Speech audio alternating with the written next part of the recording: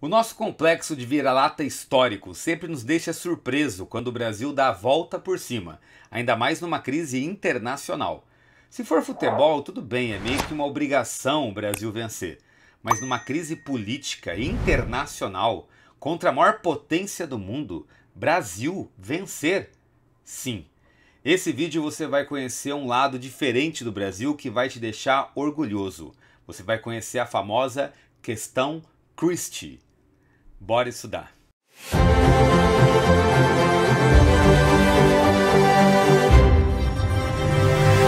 A influência dos ingleses sobre a economia brasileira é antiga, ela remonta ao período colonial, mais precisamente com mais intensidade durante o período joanino, aquele período que a família real esteve no Brasil, comandada pelo príncipe regente Dom João VI. Os ingleses tinham muito interesse no mercado consumidor brasileiro, mas também queriam acabar com a prática adotada no Brasil há muito tempo, a prática absurda da escravidão.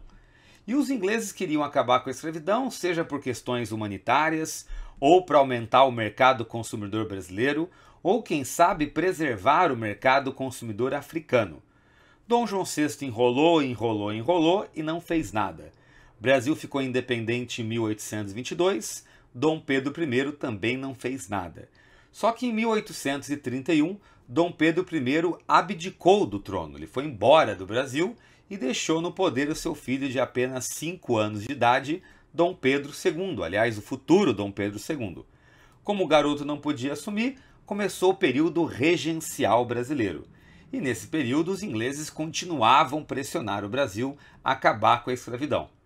Em 1831, o ministro da Justiça brasileiro, o famoso padre Diogo Antônio Feijó, para tentar acalmar os ingleses, criou uma lei que ficou conhecida como Lei Feijó. Teria sido a primeira lei em busca da abolição da escravidão no Brasil. Essa lei previa que todo africano que chegasse no Brasil estaria livre, então não poderia receber novos escravos no Brasil. Uma medida que realmente seria importante para acabar com a escravidão no Brasil. Só que ela não foi bem cumprida. Essa lei foi criada para agradar os ingleses.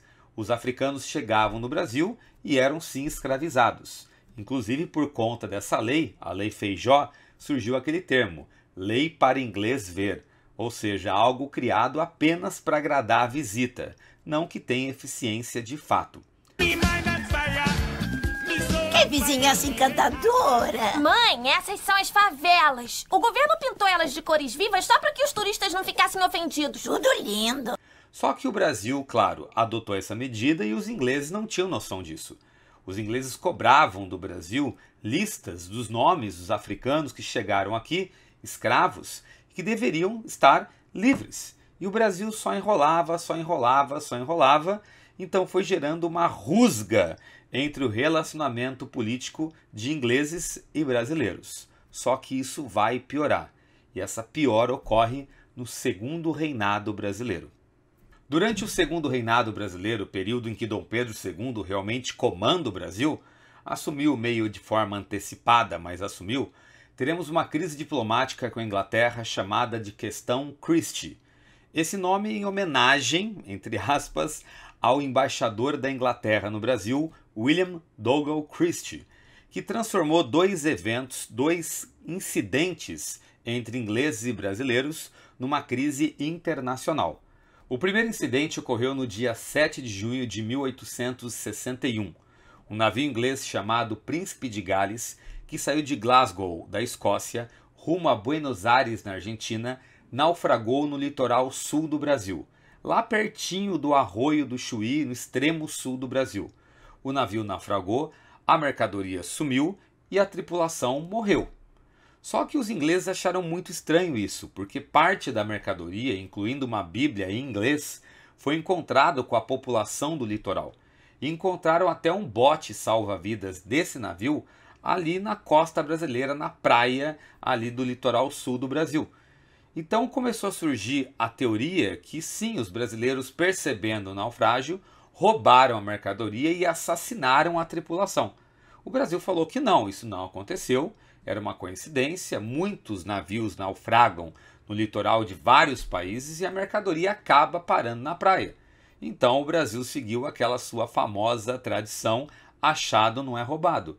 E William Christie resolveu então impor ao Brasil uma investigação sobre tal ocorrido. O Brasil não aceitou.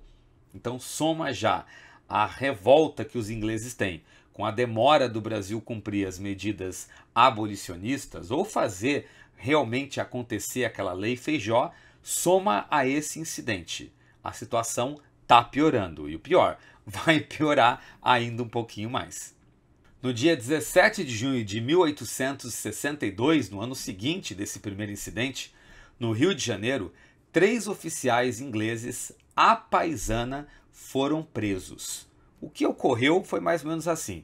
Esses 3 oficiais, meio alterados, né, segundo testemunhas bêbados, começaram a mexer com a população local e acabaram desacatando policiais do Rio de Janeiro, que, devido à situação, prenderam os 3 oficiais. Só que logo que descobriram que eram ingleses, soltaram esses ingleses. William Christie, o embaixador inglês, já indignado pelos outros causos, exigiu do Brasil um pedido de desculpas e que esses policiais fossem demitidos. O Brasil não aceitou. Então essa junção de problemas diplomáticos é o que nós chamaremos de questão Christie. O Brasil, diante da maior potência do mundo, que era a Inglaterra, ele não baixou a cabeça e não cumpriu com os mandos ingleses. Ele não quis pagar a indenização, nem mesmo ter essa investigação dessa tripulação que supostamente foi assassinada, não quis pedir desculpas aos oficiais ingleses e à Inglaterra, e muito menos demitir os policiais brasileiros. Então, os ingleses, indignados com essa atitude, em vez de tentar adotar uma medida mais pacífica, ficaram muito bravos e William Christie, em nome da Inglaterra, mandou navios ingleses apreenderem aleatoriamente navios brasileiros, assim como tentar fechar o porto do Rio de Janeiro.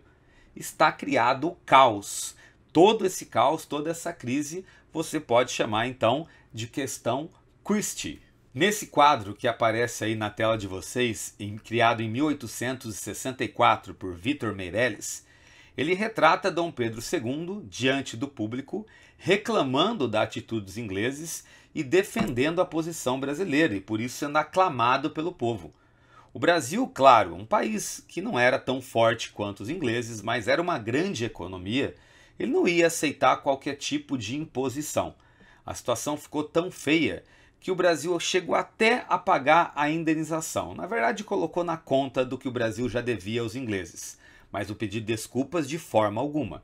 E a situação foi ao ponto de ser levado a um tribunal internacional, porque agora o Brasil exigia um pedido de desculpas. O tribunal internacional escolhido foi a Bélgica. O rei Leopoldo I seria o juiz e ele decidiria quem deveria pedir desculpas a quem. Se os ingleses deveriam pedir desculpas ao Brasil ou o Brasil pedir desculpas à Inglaterra. Os ingleses estavam até tranquilos, porque o rei Leopoldo I, rei da Bélgica, era tio da rainha da Inglaterra, a rainha Vitória. Então, a certeza, né, ali o resultado positivo era quase uma certeza. Só que os brasileiros foram lá, firmes e fortes, com todo tipo de embasamento, até com as testemunhas, e acreditem ou não, o Brasil enfrentou o gigante e venceu. Exatamente, o governo belga, o Leopoldo I, deu ganho de causa ao Brasil. Então era a Inglaterra que deveria pedir desculpas ao Brasil. Essa questão Christie mostrou como que o Brasil, apesar de ser sim um país economicamente, politicamente sujeito aos domínios imperialistas do século XIX, ele pode sim mostrar a sua soberania, mostrar a sua identidade frente a qualquer nação.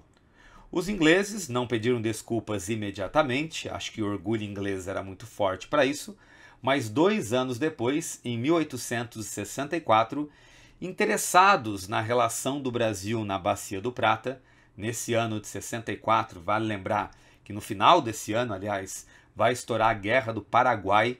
Então os ingleses percebiam que o Brasil tinha muita influência na Bacia do Prata. Os ingleses pedem desculpa ao Brasil. O Brasil aceita as desculpas, porque ele estava bem interessado também no apoio inglês caso um conflito começasse. Então a questão Christie foi finalmente solucionada, com ganho de causa ao Brasil. Beleza? Então, meus caros amigos, é prazeroso ver que a estrofe do nosso hino nacional, paz no futuro e glória no passado, seja realmente cumprido. E se você curtiu esse grande momento da história do Brasil, eu peço que você curta a página, compartilhe. Eu tenho uma nova conta no Instagram que semanalmente eu coloco curiosidades ou grandes momentos da história que nos ajudam a gostar não só da história do Brasil, como da história do mundo todo. Beleza? Até o próximo vídeo. Tchau!